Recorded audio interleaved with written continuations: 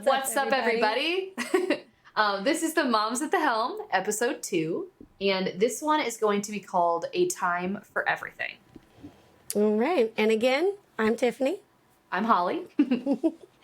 Okay, so for this episode, we're going to have a few segments, a couple new ones. We're going to start out with the Helm.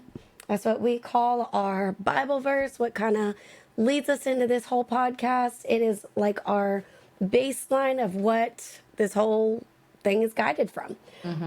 After that, we're going to have a fun little segment. It's called Out of the Mouths of Children. Some wacky, crazy, funny, whatever things that our kids have said to us lately that we need to share with somebody. After that, we will have our discussion, our charting the course of our podcast this week. And then we're going to play a game. This one is going to be similar to last one, but this one is a would you rather. We're going to try to do too good and too bad.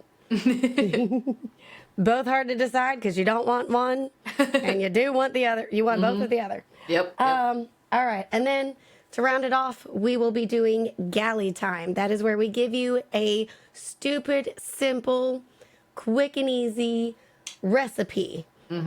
All moms love. Oh, yeah. We'll try to keep it short and sweet. Usually probably try to keep it under like 30 minutes or give you a crock pot idea, something like that. Holly will be giving us ours this time. Sounds delicious. But with that, let me go ahead and stop and give it over to Holly, and we will hear the verse for the Helm. All right. So, yes, this week, this segment, episode, whenever you're joining us, whenever you're seeing this, the verse that we're currently looking at the Helm is Ecclesiastes 3:1-8. So I'm going to read it, and then Tiff's going to dive a little bit deeper on it for us. So, there is a time for everything, and there's a time for every activity under the heavens. There's a time to be born, there's a time to die. There's a time to plant, and there's a time to pull up what is planted. There's a time to kill, and there's a time to heal. There's a time to tear down, and there's a time to build up. There's a time to weep, and there's a time to laugh. There's a time to be sad, and there's a time to dance. There's a time to scatter stones, and there's a time to gather them. There's a time to hug, and there's a time to not hug.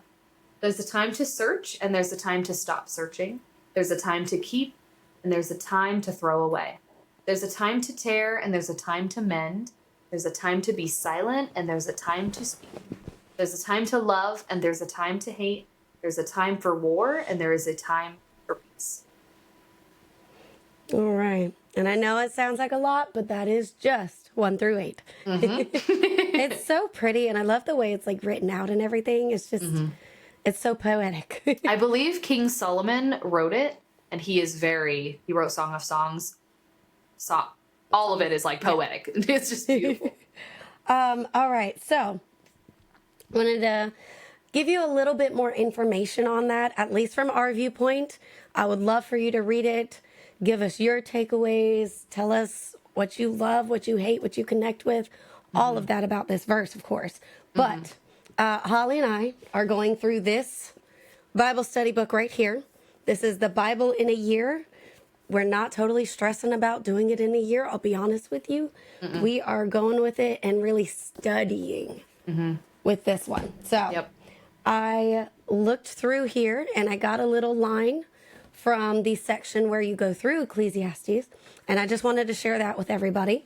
This one says, in his timing and in all his ways, his judgment is administered perfectly, both for the righteous and the wicked. So that's showing, that's telling me, like the same thing that I believe, everything happens for a reason, but also that it happens when it needs to happen. It's happening for a reason, good, bad, for you, for someone else's benefit through you. We don't know, but we just know that it is meant to happen right here, right now, and it's going to be perfectly placed in your life when it needs to be, whether you understand it or not, because that's not our job to understand it. It is our job to trust what happens. that he has, you know, his plan for our life, his guidance, all under control. And we just have to learn to love it, even if we don't understand it. Yep. I also have a couple of things here that I wanted to share. Here is a little devotional question for you. This stems from all of Ecclesiastes 3. So something to focus on here is for Ecclesiastes 3, it says that it reflects on the rhythms of life and God's sovereignty over time. So the question for this one is, what season of life am I currently in? And how can I trust God more deeply in this season? Whether it's one of planting, waiting, healing, or letting go. So, for me personally, I can relate this season of my life right now to many different things. It's been a time of healing, of waiting, of trusting, of letting go, of just really trying to plant the seed, you know, set the way for my life, to change my life, hopefully, inevitably. And I'm trusting God through all the fears, through all of the unknown, that what's happening now is meant to happen. And I will come out on the other end of this season of my life. I will make it through it a better person, a healed person, a whole new me. And I am fully trusting and believing and praying for that, honestly. And so I think the biggest thing for me right now is, I think the season of life that I'm in is meant for healing. And for how I can trust God more deeply in this season, I mean, I don't know if it kind of sounds obvious, but I would just say pray. Like, really, like my biggest prayer has been, help me understand what you need me to understand that I'm not getting. And just help me trust that even though I don't know what's going on, that you do, and to not worry about it, because that's not my responsibility. That's not my place to worry about it. I'm just supposed to trust. Yep. He says, lay it all at his feet, give it to God. So that's been my biggest thing, of, because I'm a worrier, I'm an overthinker.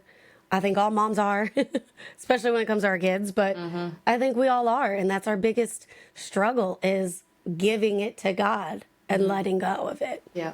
Yeah. So, what about you? What would you say your season of life is right now? And how would it be possible for you to trust God even farther, to get you through this season, to help you with this season? I think that the season that I'm in now is a season of balance and a season of digging deeper. I know that the last 7 seasons have been heavily chaos, of like being a single mom and then being having nothing and kind of having to start life over and rebuild, financially rebuild, and then get a house, and then and now we're in like just a place where the waters have kind of steadied.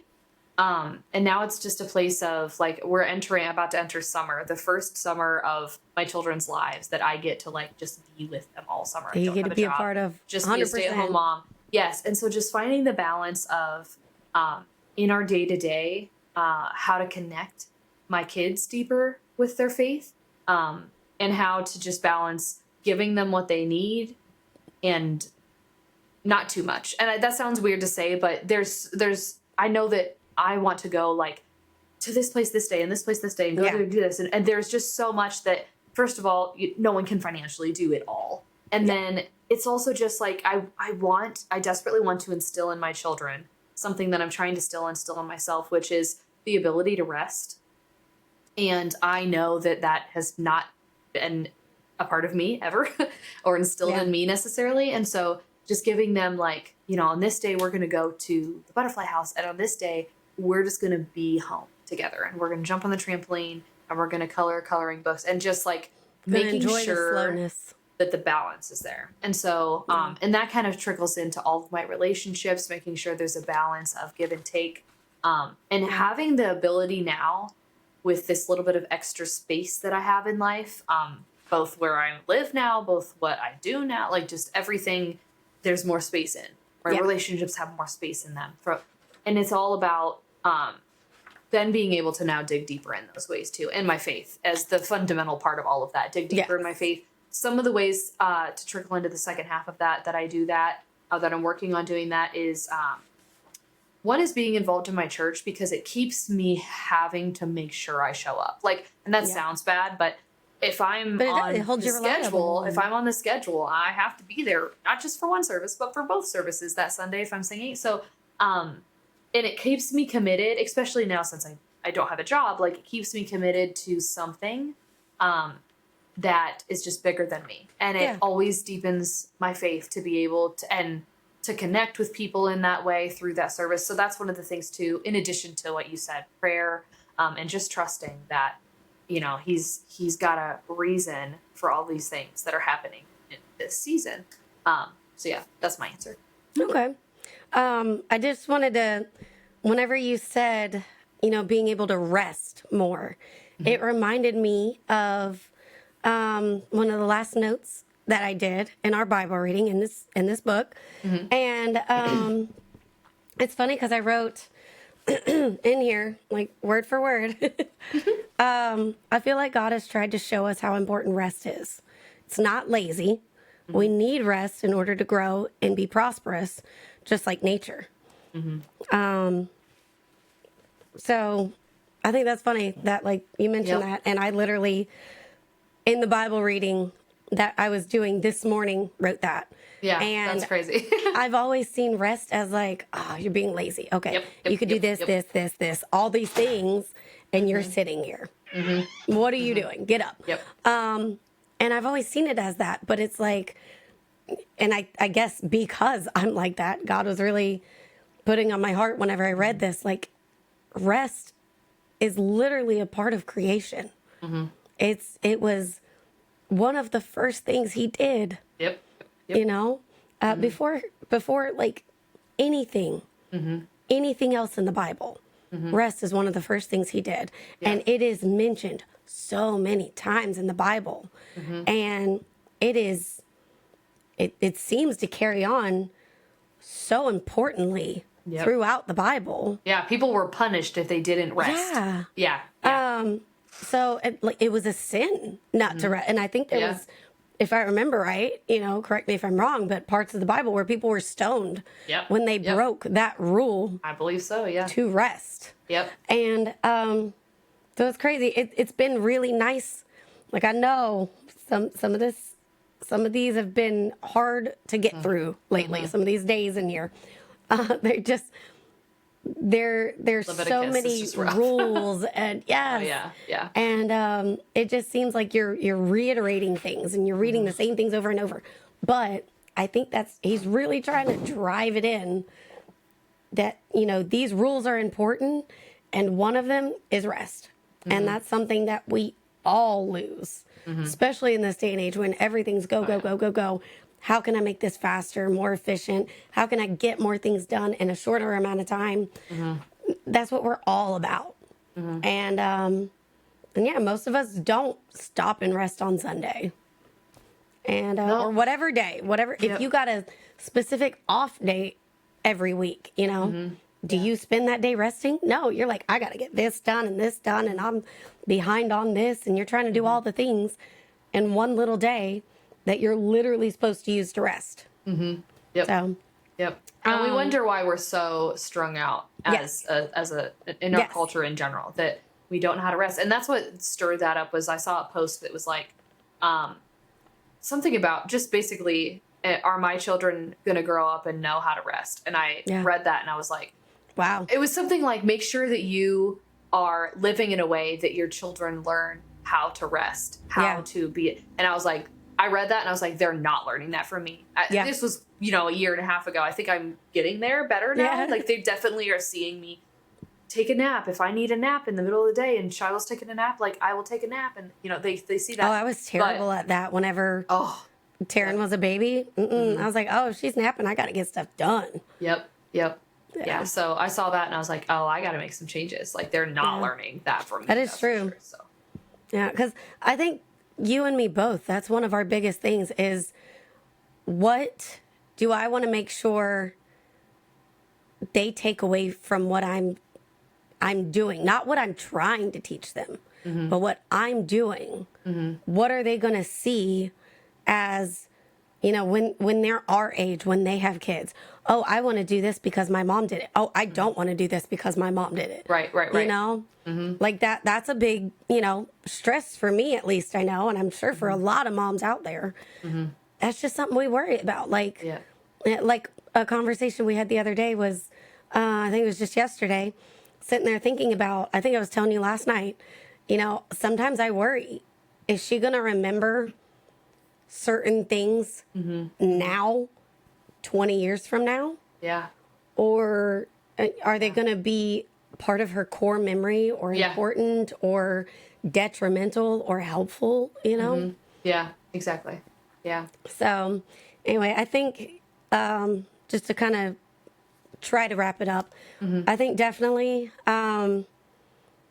it would benefit a lot of us if we try to focus on, all right, what is this season of my life for? What should I, is this a resting season for me? Is there not a lot going on? Okay, maybe that means this is my time to rest. Did I just get done with, start a new job, buy a new house, moving, all the things, whatever it may be? Is it just time to rest? Is it your time for healing? Is it your time for change? Is it your time for letting go of something, quitting something? Maybe a friendship that's just not spiritually, emotionally, mentally, physically, who knows, benefiting you? Is it harming you? Is there an addiction? Is there a hobby? Is there just something in your life that you don't need anymore, that it's time to let go? So,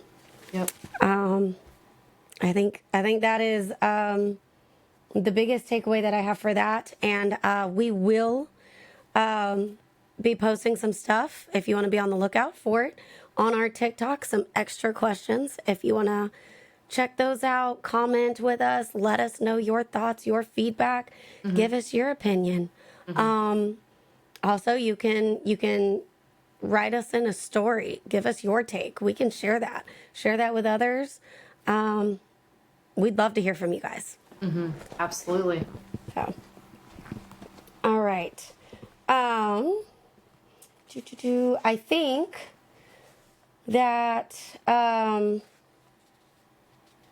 think that leads us in to our next section.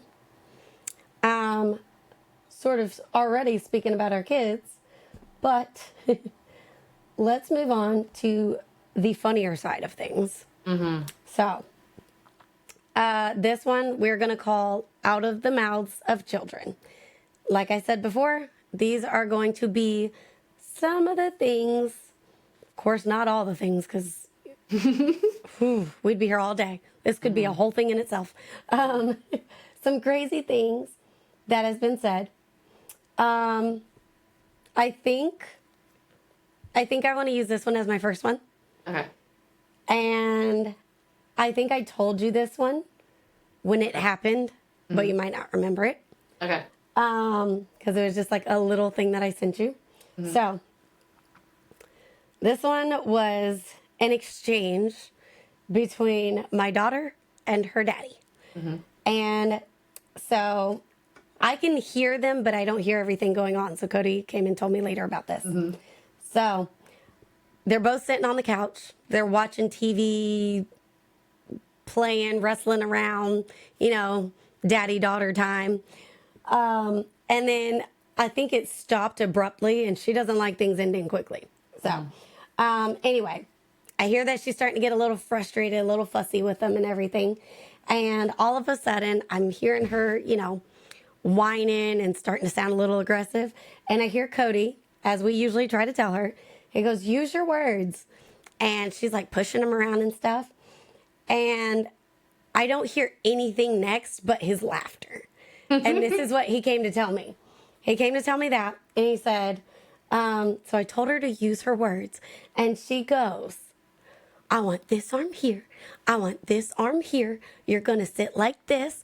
There's my words. There's my words. Sorry. Oh my God.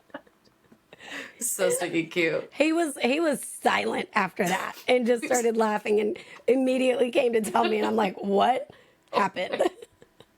Oh my God. God. Well, that's a new one. Like I said, she's going to run the world. That girl is going to run the world. Give me a run for my money right now is what she does. Yep, you got to pay for it, but then she's going to save the country. I don't know. She will. Oh my gosh. I told her she signed up for debate. She's all no. For real. Oh my gosh.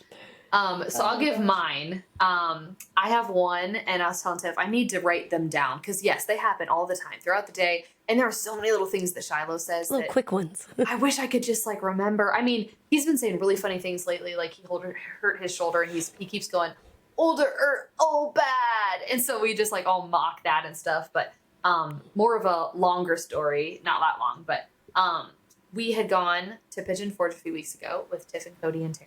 And as we were about to leave, we were getting one last meal together. And so we pull into the Mexican restaurant parking lot. And we're pulling around. We're following them. So they're seeing what we're seeing. And we're all parking. And I know that they're also seeing this burnt up camper. I mean, it is just melted, very obviously very burnt, very... Probably a while ago, too. Unusable. It was just sitting there. Yeah, sitting in the back, just completely in shambles. You could just tell it was on fire. Not a little fire, maybe. No, it's melted down, okay? And Brinley, my 10-year-old, she looks at it.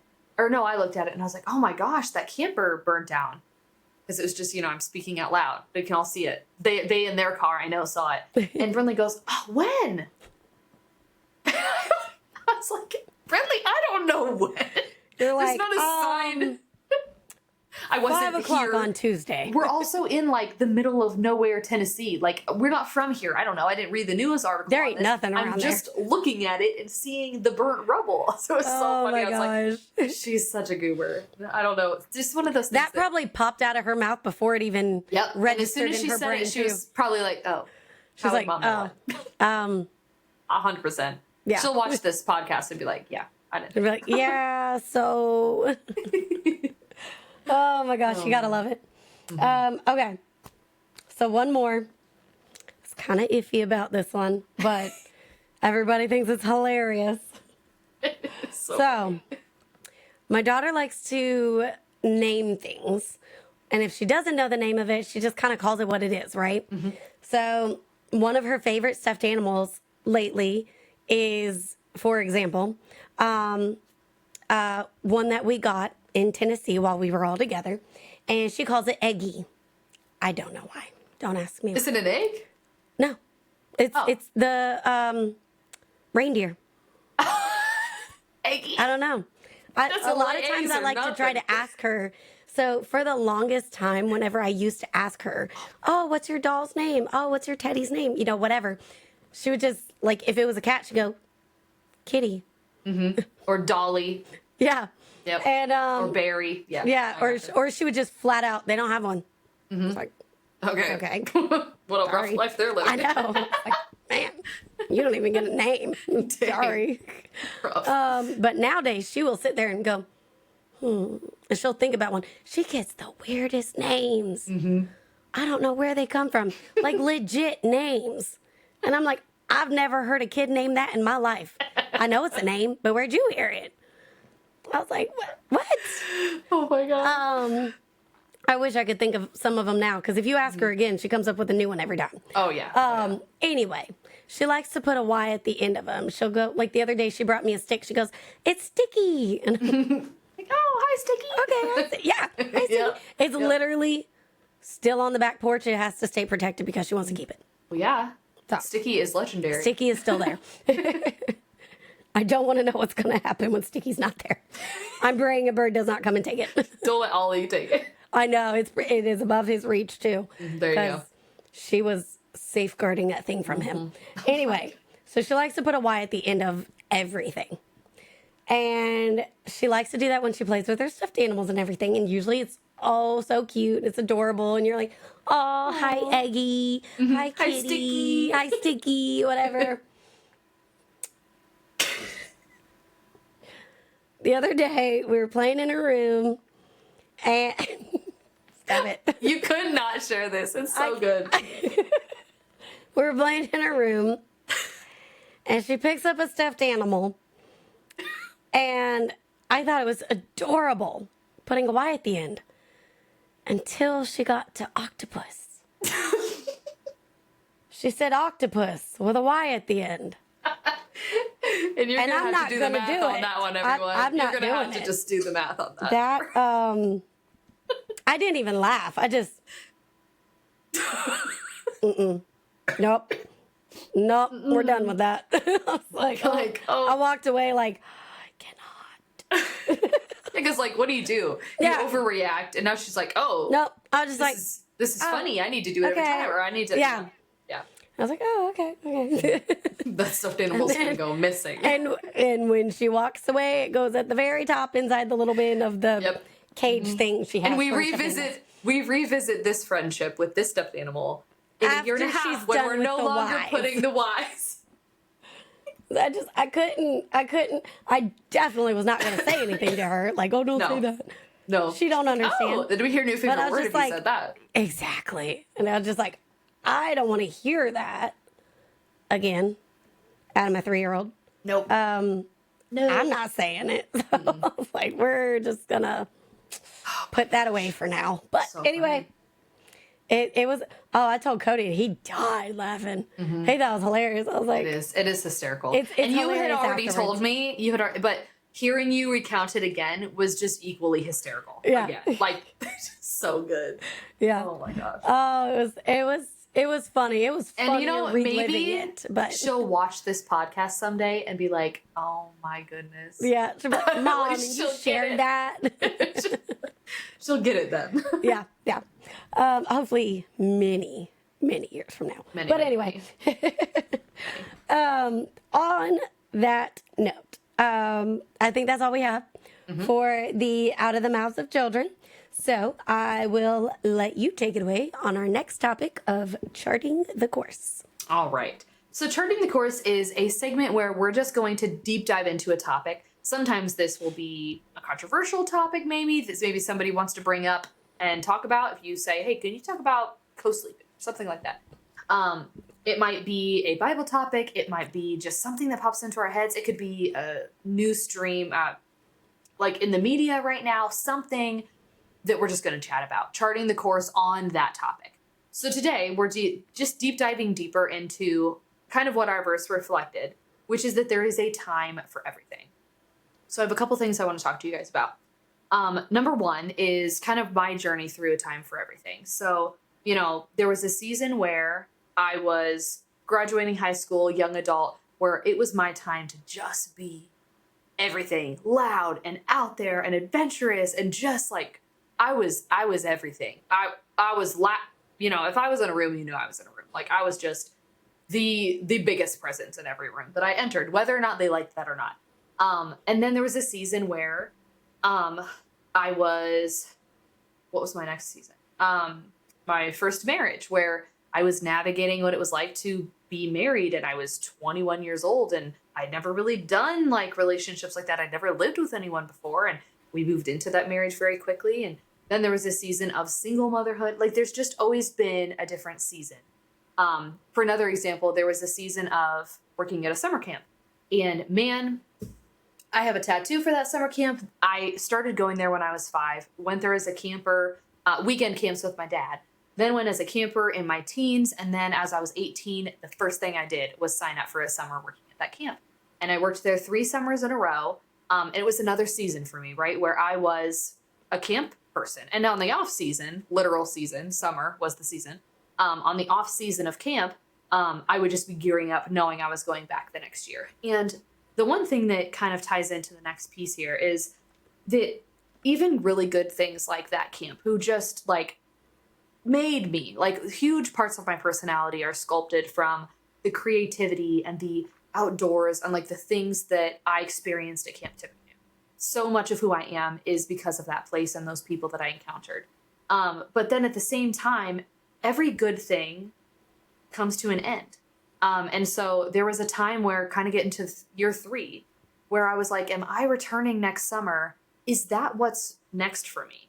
And inevitably, God stepped in and was like, you're going to accidentally get pregnant. And so you're not going to be able to go back next year. And that's kind of how I probably would have gone for a 4th summer. And God just knew I was entering the end of that season where I was, spending every summer at camp. I mean, all summer long, that there would be other things for me in the summer. And it would be cuddling my baby and taking her to the park and things like that. So that season came to an end. And that was hard. Like some seasons, it's just hard to see them end. But if they don't end, then there's no space for the next thing.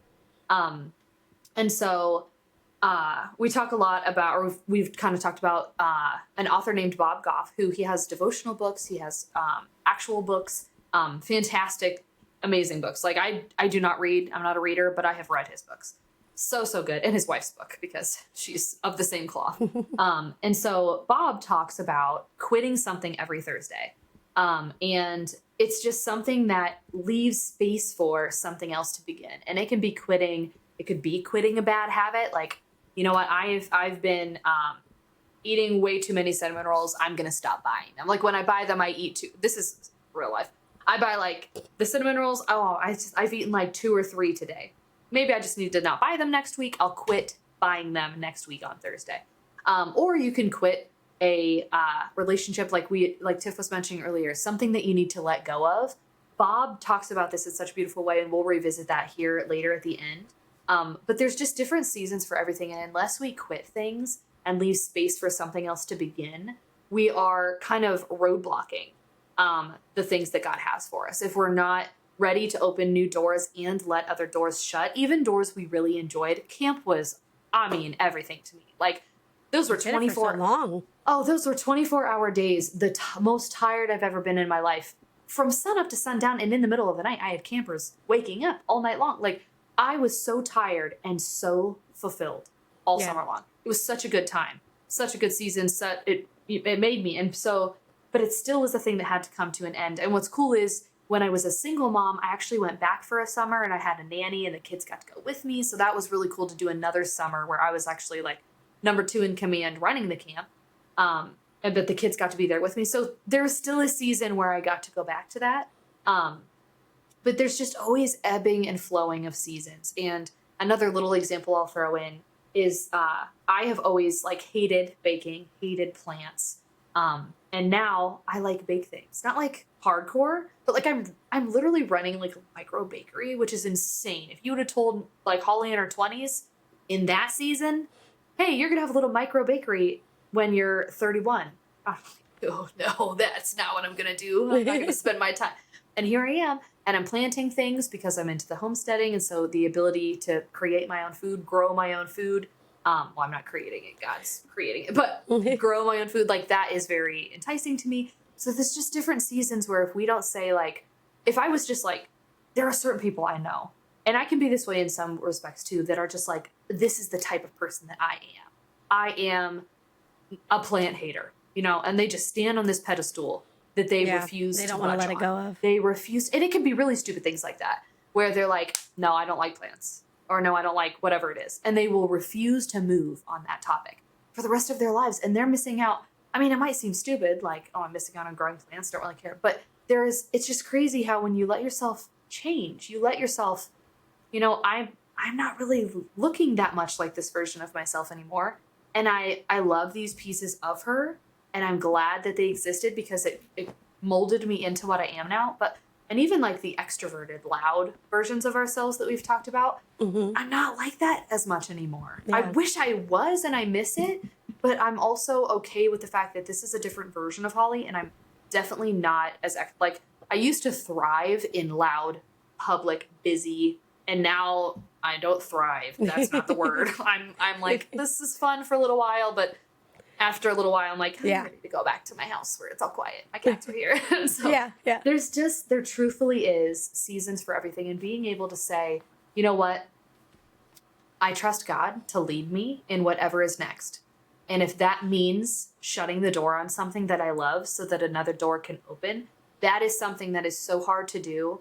But if we don't ever open up that space in our hearts for those things, we're going to miss out on things. And there are things probably, we'll probably get up to heaven someday and have a chat with God, and he'll probably say, oh, I wanted to give you that thing like 3 years earlier than you got it, but you just kept shutting the door or wouldn't open the door to the thing that you needed to let go of so that this thing could come in. Maybe it's having kids. That's an example. I know people are always like, I need to have my finances straight before you. Yeah. You are never like, kids are Nothing expensive. is ever going to be perfectly aligned. No, exactly. There's always something that's going to be a little bit off. That's like I started a cat rescue and then I closed my cat rescue. I did it for a year, and I could view that as like, oh, I failed my cat rescue because no, it was a season. It was a season where I ran a cat rescue. I saved 150 cats in a year. And at the end of that season, I said, you know what? This isn't fitting into what the next chapter looks like.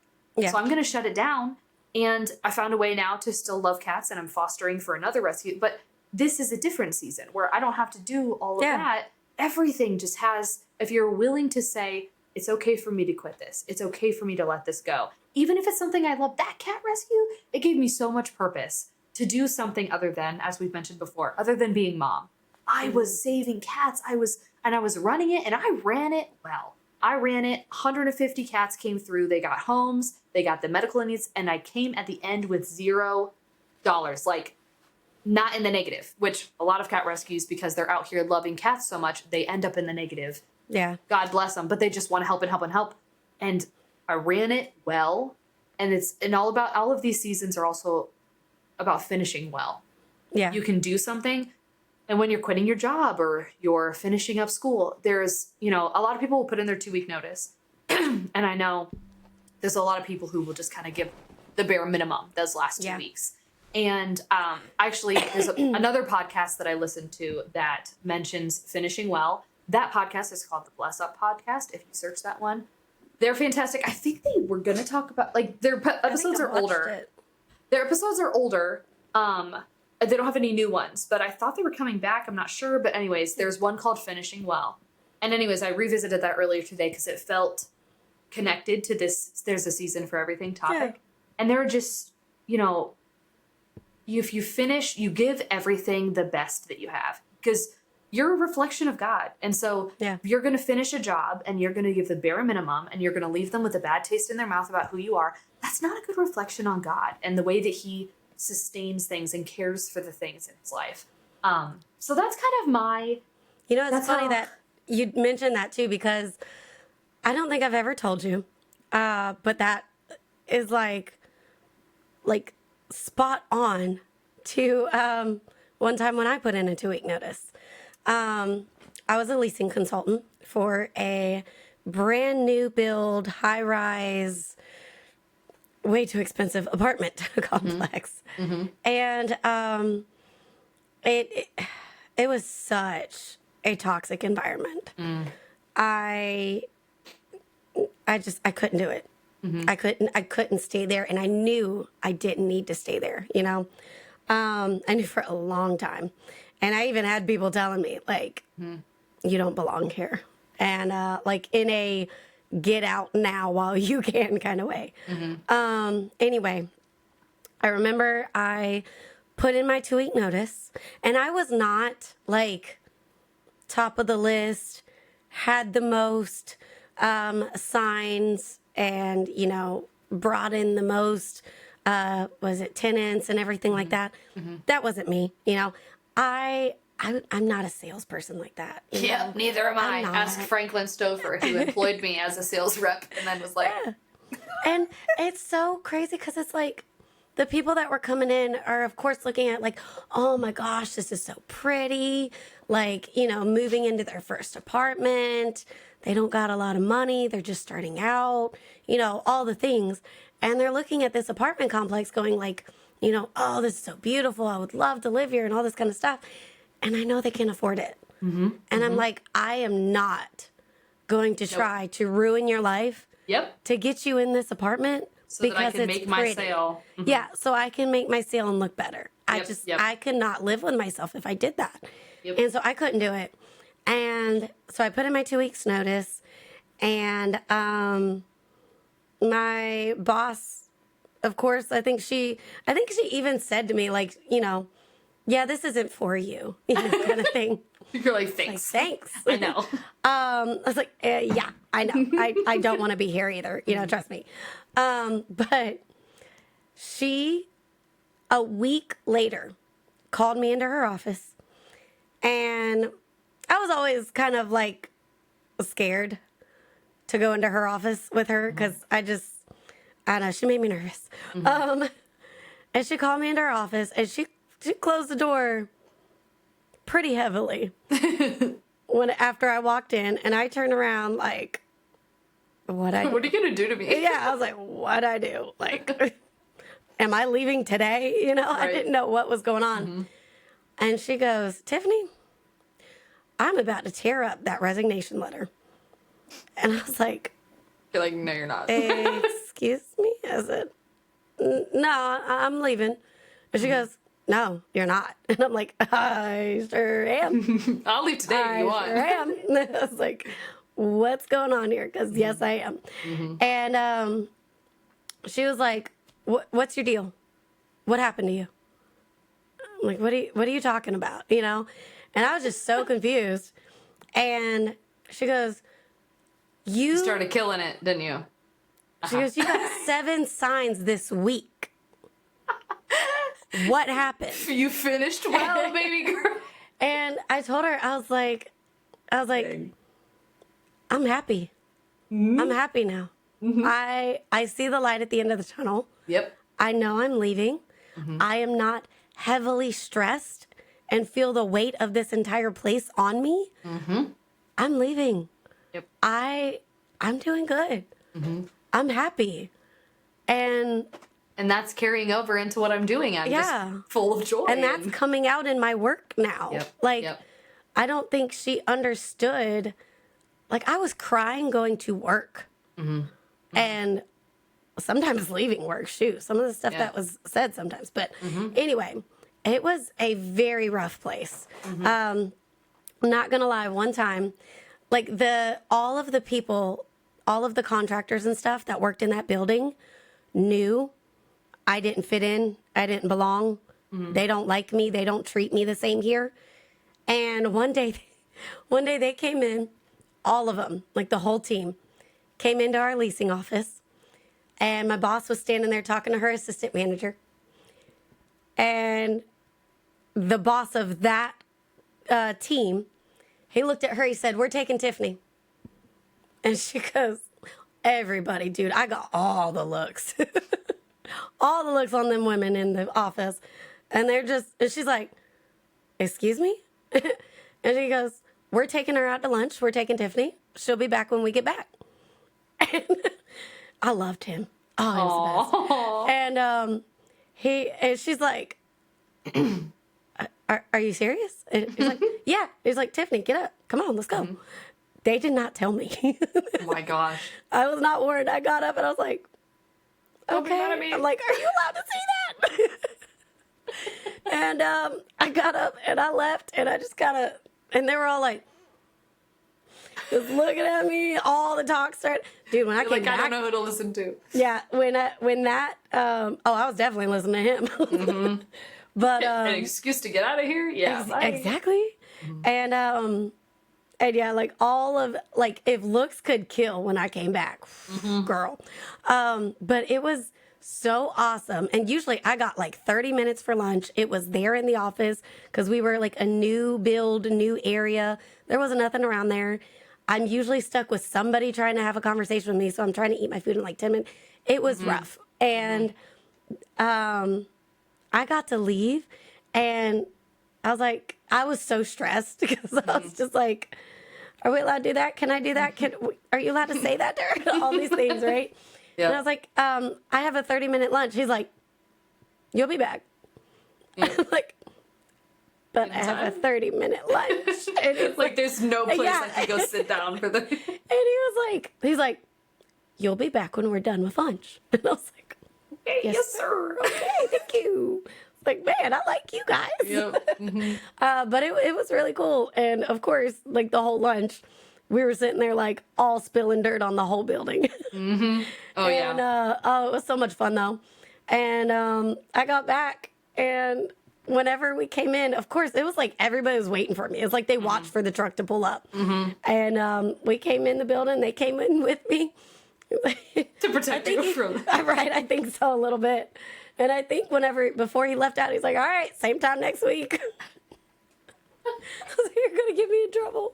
Oh, my God. Oh, man, he was the best. Oh, that's awesome. He was like a dad there to me. Like and all the guys knew, because there was like a couple guys that they were like, that they had to tell, like, you don't mess with her. You mess with her, we're all going to find out. Yep. This is a construction site. Like, you be careful. We have hammers. We have unfinished building. Yep. You be careful. But they were the best, and literally they got me through the duration that I was there, like 100%. That season. Yeah, But that just reminded me of that. Like when it is time for that door to close, you will be at your best, no matter what that situation is. That's just how I feel. Like when it is time for that door to close, that season to close, whatever it is, maybe you have the next door open, maybe you don't yet, but it will feel better. You have to let go of a friendship and you're scared to, you will feel better. You have to quit a job, you have to move, whatever it is. If it's the right thing, if it's what God has planned for you, I don't feel like you will have the worry and the stress that you think you might have or that you'd expect to have if it's meant to be, if it's God's plan. So that's how I feel about it. And I could go on for seasons and stuff like that as well. I would just say, like, for long story short, I've had many friendships where they had to last a season, and maybe it was to get you through that season, or maybe, maybe it was their to get season them for through that you. season. Yeah. Maybe their season of you or for you is over. You never know. Yeah. Yep. So, I wouldn't always see something ending as a bad thing. Yeah. It might not absolutely. be. So, And sometimes things can change. They maybe they don't even end. Like, even the dynamics of friendships can change, where you may have been really, really close before, and maybe now you're not completely not friends anymore, but maybe it's just this different version of friendship, and that's okay too. All of it is okay. Yeah. To ebb and flow and just let things be. You find so gotta much go on peace with life. in letting God lead, and just letting it be like one of those Western doors, like in Spyfall. Yeah. That just like God is gonna. It's gonna see swing it. whatever You can way, see it. It's but over you're there. not latching It's it. still there. You're Yep. open to whatever's coming. Yep. I like it. But yep. Alrighty. I think we pretty much covered this little section. I know we could go on forever about all this stuff, but to kind of keep it brief, let's go ahead and move on to our game. All right. Do you want me to start with the first one? Sure. What do you want to start with, good or bad? I will start with bad. Let's get Okay. the bad out of the way. So this is the Would You Rather section of our podcast. Yes. Would you rather? Bad. Okay. All right. So, and we're both going to answer both. We don't have to go into a long explanation. Just Okay. which one? We could explain Whatever you feel you need to answer it. Yeah. So, I'm asking you first. Okay. Would you rather fight 100 duck-sized horses or one horse-sized duck? Duck size. 100 duck-sized horses or one horse-sized duck. I would probably go with the 100 duck-sized horses because you can kick them. Yep. I can kick them. I think I would go with the horse-sized duck. Which is wild because I hate giant birds. Yeah. So why did I say that? I don't know. But I think the horses... Maybe you're not hating birds in this season, girl. Maybe. Maybe it's changing. Ooh. I still hate owls. You though, do got forever. chickens? Yeah, I think you always will. Okay. But I think it's something about just the ducks, even a gigantic one. The horses, they can kick you even if they're little, and 100 is a lot. That's a lot. Like, they could completely cover you, you know? Yeah. Just be kicking you up. Anyway. You everywhere. All right, your turn. Okay. Would you rather run out of gas or get a flat tire?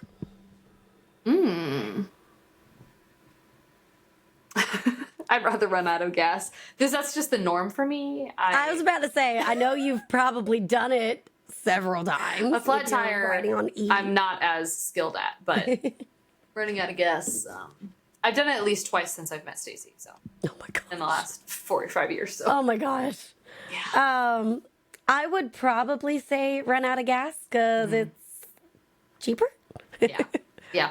Than It's a getting a flat quicker tire. fix. It's usually a quicker fix. Flat tire is pretty quick. You know, if you got a spare. Yeah, that's true. If you don't got a spare, definitely run out of gas. And I think I know how to change a spare. Like, you haven't done it kind before? of. I think I kind of did it once, but someone helped me. Okay. But it'd be like iffy. That was one of those things after I started driving. My dad, whenever I got my first car, my dad was like, "You're gonna learn how to change your brakes. You're gonna learn how to change a tire." Change your brakes? Yeah, I changed brakes when I was in high school. My goodness. So he wanted me to know how to do that. Change the brake pads. You do oil Change the change tire. too? He taught me how to do an oil change and how to read all that. Dang. How to read all the crazy. measurements, dipsticks, and everything, and That is your cool. coolant and all that kind of stuff. So Yep. That is really cool. yeah. And really cool to teach your daughter that. Because Yeah. boys, okay, like... My but- brothers were always those like, "Oh, I already know how to do everything. I know that. I know that. I know And you're that." like, Anything my "I'm a dad tried to teach sponge." them, and I was like, "I'm here. Yep. I'm here. What do we got?" I'll soak it up. Yeah. Yep, there you go. So, like, oh my gosh, my dad's taught me so much, and there's been so many things that like I can do or I know how to do, and people are like, "Why do you know that?" And I'm like, "My dad." Yep. My dad. If anytime That's he so was cool. doing something, I was like the little pick me. I was like that little person there, just like, "Hey, what's that? What are you doing? Can I help? How, Show me, how do we show do me." this? Show me this." Yeah, everything. you go. That was Aw, that's so always me. But yes, so Nice. There you go. that's my pick. All right. Nice. Okay, next one is, would you rather have a bad haircut for a month or wear clothes that don't fit for a week? Wear clothes that don't fit for a week. Yeah, I'm the same. Yeah. It's a bad haircut, man. Oh. Don't It's a mess up longer my time hair. period. Yeah. I know my hair's been in a ponytail each podcast. And like I could like just not go anywhere, you know, Yeah, just like exactly. hide out for a week. And like you can always like alter it a little bit or I don't know, do something. Yeah. But bad haircut, Yeah, it's bad. I don't know about that. I do not like I don't really get my hair cut. I don't really go to a salon and get my hair cut and stuff because I am like so particular. Don't cut too much. Don't cut it in a certain way. Don't give me a diagonal down my back. Like all kinds of things. I'm like, I stress about a bad haircut. So I'm like, Yep. I do it myself. I feel ya. All right, so mine, I'm not going to lie, this one popped in my head first, and it's kind of dark. I'm sorry, but this is just what popped in my head first. Would you rather know when you're going to die or how? That's a good question. Neither. but See, you got to pick one. yeah. Know when or I how? think oh gosh. I think when? Only it's really 50-50. Really 50-50. But Yeah. only because then I could plan out my final days and however I die would be still a surprise. But Yeah. I wouldn't be like, let's say I know I'm gonna die in a car accident. You would not be driving in a car. I could be Yeah. alive 70 more years, but I'm never touching a car because I don't know when it's happening. Yeah. So, yeah, I think. See, I think you have the same mindset as me because I was like, after I wrote it, I was like, okay, which would I pick? And I was like, I think I'd pick when. Because if I knew how, I would avoid whatever that is or try to as much as possible. Yep. But if I know when, I can still live my life. Yeah. However much I got, because I know And exactly strategically, how much I because got. maybe the when is 2 months from now. Well, man, I got them things I got to get done, you know? Yeah. And I was like, but okay, I I'm guess gonna live my life. the only positive I would put on the how as a pro for that one is, let's say you're dying in a car accident, I'll go skydiving tomorrow. Like, I know I'm not You going to know die. you're not going to die by it. Yeah. I mean, I guess you could still get like severely injured. So there still should be some fear, but Yeah, but. it's one way to look at it. So. Okay. All right. So, first good one. Would you rather know the history of every object that you've touched, where it's been, who touched it, or be able to talk to animals? Talk to animals. I know. The first one I is was like, oh, I don't think I want to know all the things real. and hands that have touched everything Where it's I've been. touched. Yeah. Lord. Although there's, that like, would have some- helped me out a couple years ago, but I don't know if you know about my the severe hand, foot, mouth episode. I don't think so. I'll have to tell you about it. Oh, man. It was rough. If I would have only known, do not touch. Well, and it's only Before. It's, you know the history of every object you touch. So Yeah. you would have known the history and been like, crap. I would You have known already the touched history and it. been like hand washed all the rest of the day. Yep. Just soak me in sanitizer. Boiling water. Just go ahead. Yeah, I mean, talk to animals is a no-brainer. I've always wanted to. Oh my god. Always wanted to. Sometimes I think I can, but With my dog, I'm like, okay, you got a few thoughts I can run through. yep. Yeah, it's very minimal. Yes. But there are times I'm like, what do you want? Yeah, I wish I knew.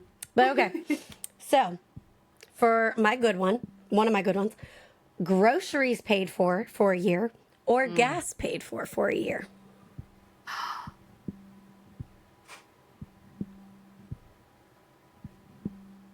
Unlimited gas? Yeah, paid for a year.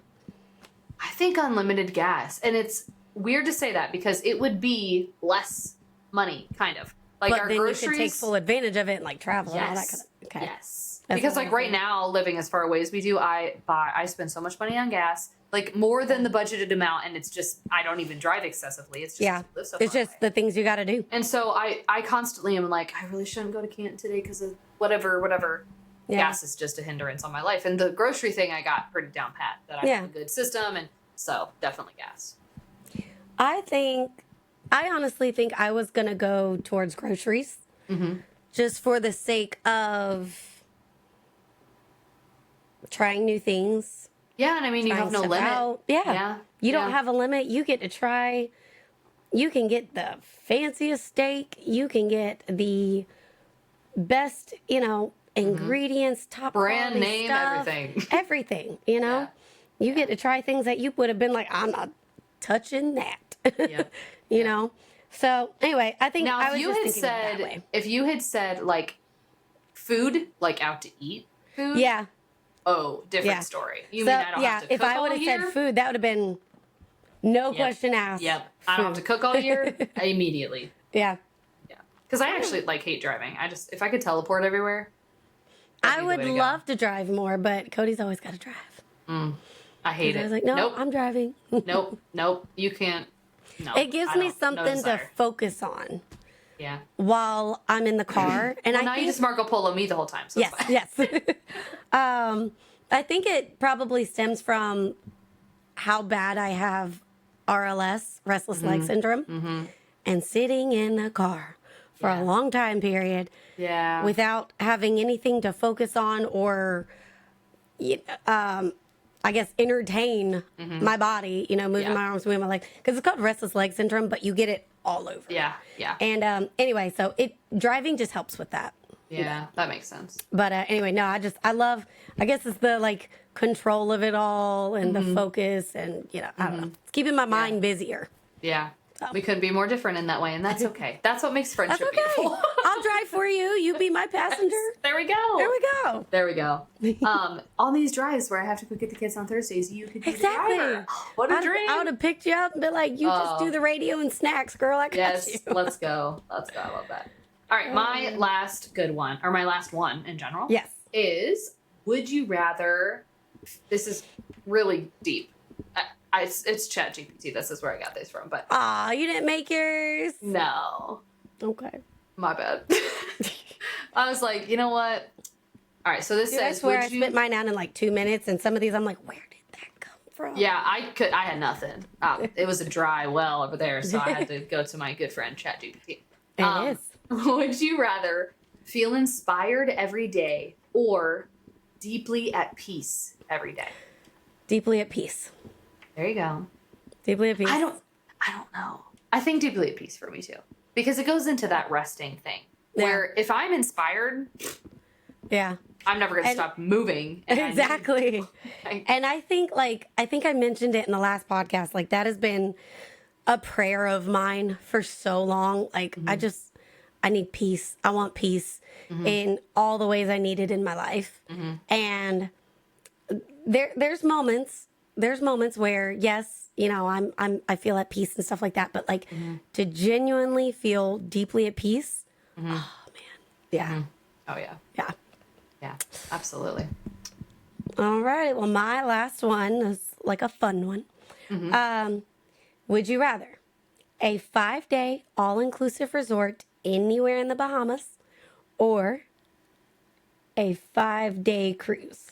Oh, cruise. I knew it. I knew you would pick that. All day. All day. Oh my gosh, I want to do another knew you would pick that. I was like, I'm gonna just see. I guess truthfully, all inclusive, because the cruise thing, I guess. Cruises technically aren't all-inclusive.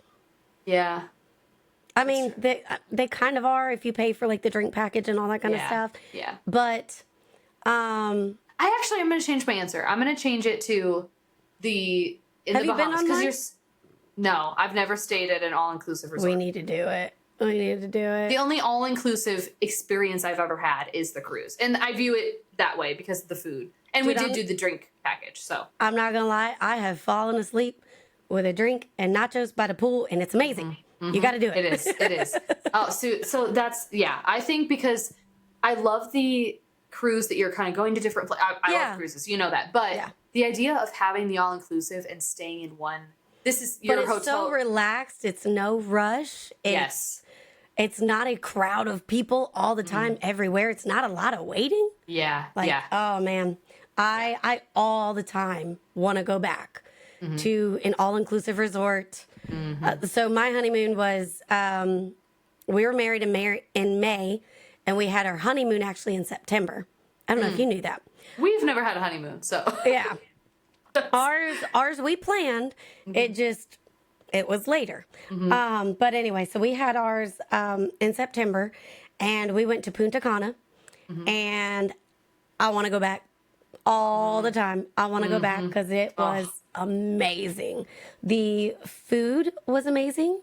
Like I grew up with, short story, I grew up with celiac disease along with some other medical issues. I grew up with celiac disease. I have allergies, all that kind of stuff. I have never felt better in my life. I never had one single pain, discomfort.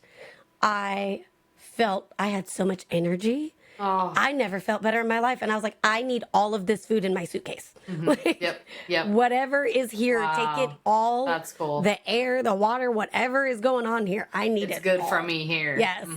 And I want to go back all the time. And it was so nice and peaceful and relaxing. And we loved it. It was so That's nice. awesome. Yeah, there you go. All right, that's a good one. Alrighty. So, I think that finishes up our Would You Rather game, and I guess a little bit about us at the same time. So, for the next thing, we're going to go into Galley time. So, Galley time, like I mentioned before, it is our stupid, simple mom hack, easy peasy recipe that we would like to share with you guys. If you have any takeaway from this podcast at all, just try the recipe. See what you think. There you go. Maybe you'll get hooked and you will join us each episode for a new recipe. So we will always try to link whatever we can down in the description below if you're watching on our YouTube. If you are listening through one of the podcast stations, head over to either our YouTube or our TikTok, and we will have plenty of information over that way as well. But with all of that information, I'm going to give it over to Holly this time for our recipe. Perfect. Yes, and these recipes are in a Google Doc altogether. So that link that she was talking about, it's a little recipe book on a Google Doc that you can find. So the one from last time and this one and all the ones for the future will all be there together for you. Yes. So this time I'm going to give you a meatball sub dinner recipe. And you might hear this and be like, wow, that was so basic. This is literally so easy, so basic that it's almost stupid. It's almost simple stupid. Stupid simple? Stupid simple. It is stupid simple, and that's why I'm sharing it with you, because little old me, this is really for my girlies who like aren't big cooks, don't love cooking, because if you're a cook, you're making your homemade meatballs and stuff. That's go you. But this is like literally so easy, so simple. And I have a 10-year-old. I've been a mom for 10 years, and never once did I make meatball subs until I saw, I think, a TikTok with this recipe. And it's literally so basic, but here it is. So this is Aldi. Probably most of mine are going to be, this is all the things you can get you can get all the ingredients at Aldi. So I'm going to give you actually the brands and the prices as well, so you know actually what the total is going to be too. Just because I haven't pulled it up, why not? So you're going to get the Bremer original meatballs. They're frozen. Okay. $7.65 for that. Then you're going to get the Loven fresh deli rolls. They're little sub rolls. You are getting those for $2.75. You can get mozzarella cheese. I get the block. It's $2.35. And if you want to get the shredded that's already shredded, you can do that too. I get the block and I shred it myself. But either way, you're probably around that $2 mark. Little salad bar Caesar salad. I love those. They're in the salad section. Oh, girl, you get the lettuce and the Caesar. Is it the little bowl that's already done up? No, it's like a whole bag. So it's like you I can know what you're share talking for the about. whole meal. And so it's I've gotten a couple of those before. Yes, and it has croutons and the cheese and the Caesar dressing. And so you just pour it all out, mix it up, boom, you have Caesars. And everybody in my family likes Caesar salads, so that works out perfectly. Oh, yeah. And then Happy Harvest tomato sauce. 8-ounce can, 55 cents. So you're going to get all of those things. Let me see if the total is here. $16.59 for a dinner, and this feeds my family of 5. And actually, we did it twice in a row because we had enough with the meatballs to do it 2 nights in a row for $16.59.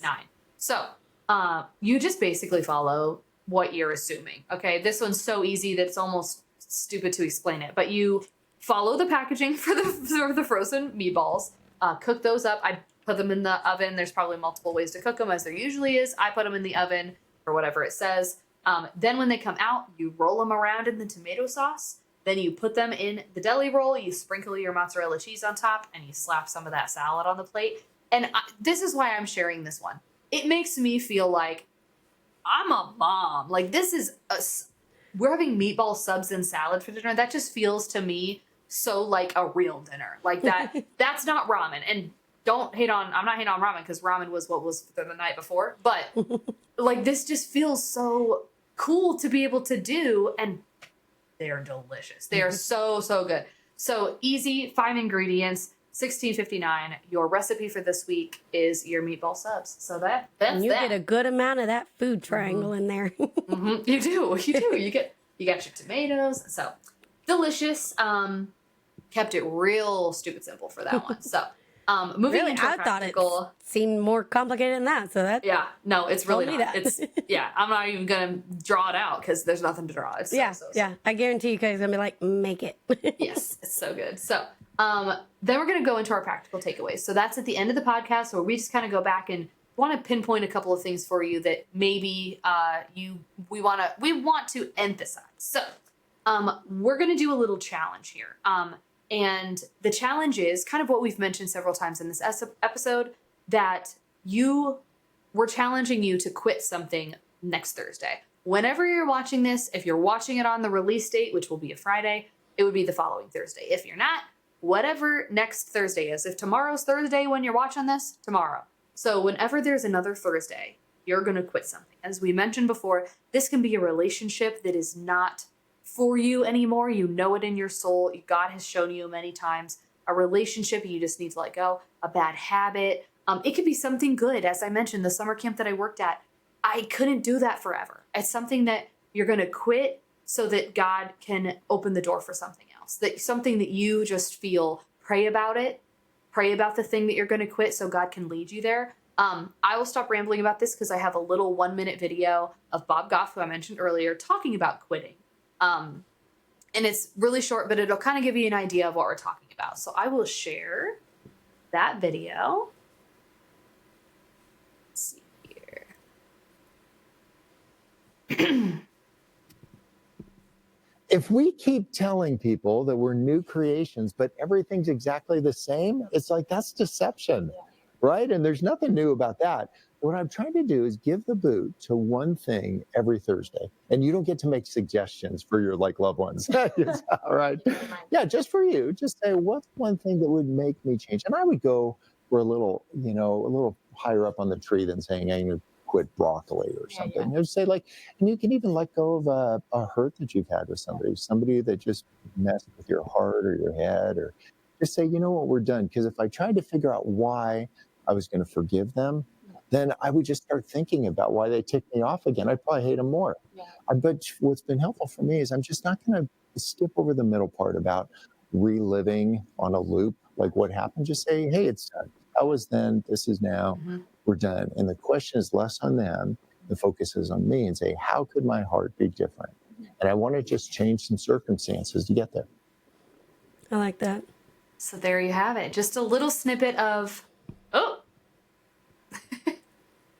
thought I paused it. Okay. The video. You're good. Okay. I was hearing it on my end. So gotcha. So that is just a little bit from Bob Goff about what we're talking about when we're challenging you to quit something next Thursday. So that's all we have for the challenging part. I'm going to slide it over to Tiff, see if she has anything else for us. Yep. Here you go. I think all that I want to say to kind of retouch and revisit all of this is just really try to stop and think about what season am I in right now? And maybe even think about how long have I been in it? Or how am I benefiting from it? Or is it serving what is it anymore? teaching me? What is it serving for me? Things like that. And I know last week we were touching on, being able to really focus and appreciate, being more in tune with, I think our spiritual, guidance and everything. Anyway, I won't talk about it too much. Go back and watch it if you have a minute. But yeah, I think that is, personally, I think that's my takeaway from this is what season am I in? What is it doing for me? And maybe you can even try to imagine, okay, what is this leading me to? What's my next thing? Is that door already open? Is it time to close this one? Maybe something like that. And there are some things that they're leading us towards that if we look down the hallway and we see where that habit or that thing might be leading us, we might realize, I don't think I'm supposed to go there. I don't think, if I would have kept on with camp, I could have gone down a path of being full-time and working at summer camps for the rest of my life. Still be doing it. I don't think that's what the path was for me. So by looking down the hall and saying, I don't think I'm going where that's taking me. And at that point, God kind of, like you said, you found out you were pregnant. Maybe he had already tried to stop you. Yep. To close that door. And you went, I'm not ready. And so he was like, no, you are. You're ready. This is happening, whether you like it or not. Love you. Yep. But I was at camp when I took the pregnancy I remember. test. Yeah. So I remember it was the story. I wasn't there. Stop you in your tracks. Yes, you're going home. Yep. But another takeaway for that is, are you resisting the season that God's inviting you to next? Are you trying to stay in this one when everything is pulling you away from it? Just try to think about that. really, I guess we're really trying to get you to think about life right now. But I mean, we all are, you know, we gotta, we really gotta try to listen to God's voice and to what he wants for us. And sometimes it's not him speaking, it's him doing. And it's something he's showing us. So we got to constantly be, you know, in a relationship with God, have a good connection with him where we can say, oh, I heard that. Or God, I see that, you know, and know that that's from him. And it's so true that everything happens for a reason, and there's a season for everything, what we're saying. And it's so true that if we don't watch for what is next, We can miss it. Life is just too short, and that's what it comes down to. You could spend so much time treading water in a certain area of your life. For example, I get to sing in the worship band now, and I've wanted to do that again since I was in high school. It's been, I don't even know how many years, 2012, so 13 years or something like that. Yeah. That I've wanted to sing in a worship band again. And I'm just now doing it at 31. And I'm like a little bit older than some of them. And so it's like even the worship director is like 23, I think. So it's like kind of like old mom over here getting to sing. But like how many times was maybe I supposed to go back to this direction and I was too scared or too, there's just life is too short. And so you just have to be willing to say, God, what's next? I'm ready. What's the next? It's time to move on. For me? Yep. And there's so much of spreading God's kingdom that I think we miss out on because we are too busy. Well, right now I'm just grinding. Right now I'm just making money. Right now I'm just trying to get that house. I'm just trying to get that next thing. But he has so much purpose for us in every And a lot of times level. that's exactly it. We're trying to figure out what's next in our plan. And that's also where we mess up. Yeah. We spend so long looking at what's on our And I can't even excuse myself from it. I'm sure you're the same way. We focus for so many years, I know, on our own plan. And all right, what's next? What do I got to make happen? What do I got to change? What do I got to do to get me here? Because that's my plan. And I'll be the first to tell you, if it's not God's plan, it's not happening. And he may change that like a freight truck, hitting you, and you'll be like, you know, oh, I never saw this coming, or you know, sitting there thinking about like, God, why did this happen? And because you weren't listening, because you weren't obeying, you weren't quitting what you were supposed to quit, you weren't changing what you were supposed to change, and stuff like that. So the saying that I love is, if it's within God's will, nothing can stop it. Yeah. And if it's outside of God's will, nothing can make it happen. Nothing. I've heard a version of that, and I love that. I think of that a lot. I just butchered that one, so you probably heard the real version of it. But Gotcha. I think of that all the time in a season where I'm like, I'm willing something to happen, and I'm like, I often try to pray that prayer that if this is meant to be, let it just let it happen.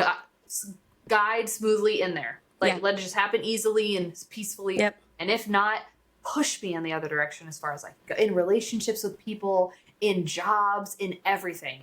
We have to just keep focusing on that he's going to fund his own plans. That's another thing I've heard too, that if this project, he's going to put, like, if you don't know where the money's going to come from for whatever you're doing, don't worry about he will fund it if it's his plan. And if not, Alrighty. Well, I think that's pretty much it. We've talked about it all. So the last thing I have to add is just, if you've enjoyed this, if you're loving it as much as we are, man, I don't know if that's possible, but if you're loving it as much as we are, if you'd like to hear and see more of us, check us out on YouTube and TikTok. This podcast was streamed, and we have it recorded. We will be streaming live sometimes. So eventually we could take some questions. Y'all can chit chat with us. It'd be awesome. We'd love to talk to you. Love to have you joining in on this chat, especially our mom friends. You got a story to add, a question to ask. Let's do it together. So check us out on TikTok and YouTube to watch this. We are the same thing everywhere. We are Moms at the Helm. That is the name. You will find us on all major podcast streaming sites. We're on iHeart, Apple, Amazon, Spotify. Check us out on any of those that you prefer. We're on all of them. They are all under the same logo, all under the same name, everything. Again, this one here is called, what was it? The Everything. A time for everything. A time for everything. I wanted to say everything happens for a reason because we keep saying that. Right. But a time for everything is what this one is called. That's the scripture quote. Yes. And everything happens for a reason is the secular version of that. Yes, that's the more commonly known one. Yeah. But also just want to throw in there to make sure you go follow the Stupid Smart Studios. That will be technically what you will find us on YouTube, on YouTube.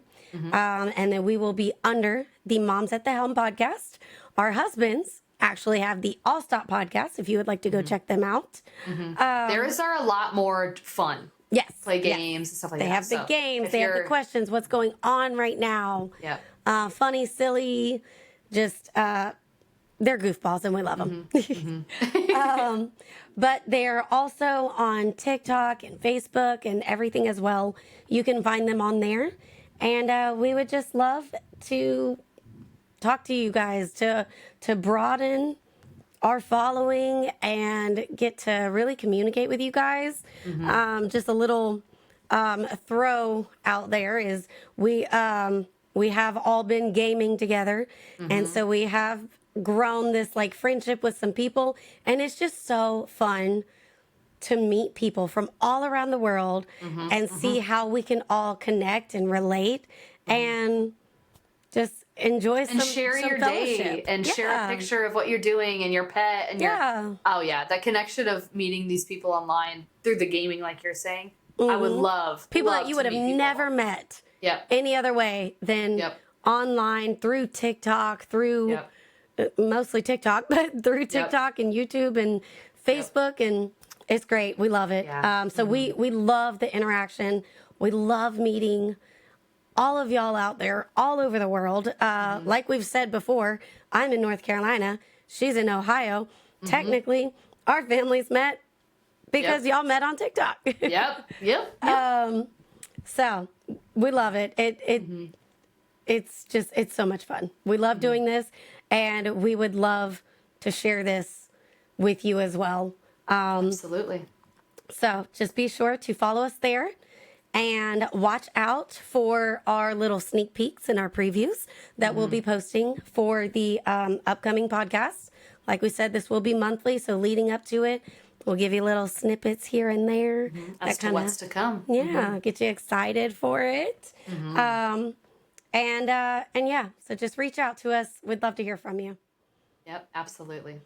See you next time. Bye. Bye.